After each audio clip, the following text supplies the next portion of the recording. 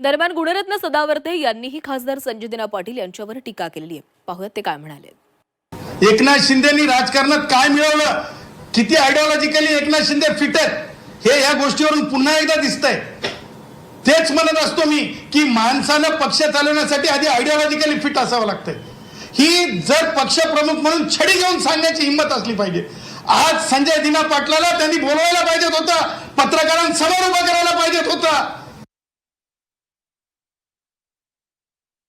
पोलिसांनी एकनाथ शिंदेना घाबरू नये, श्रीकांत शिंदेना घाबरू नये किंवा संजय दिना पाटील चॅलेंज आहे, चॅलेंज चॅलेंज या भारतीय संविधानाच्या पुस्तकाला घेऊन मी चॅलेंज करतो. पत्रकाराच्या केसाला धक्का लावून दाखवायचं.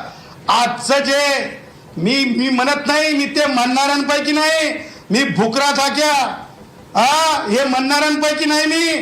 परंतु लक्षात ठेवायचं, एकाही पत्रकाराच्या कॉलरला आणि केसाला जर धक्का लावला ना तर त्याचे परिणाम कायदेशीर भोगावे लागतील आणि प्रश्न विचारले जातील.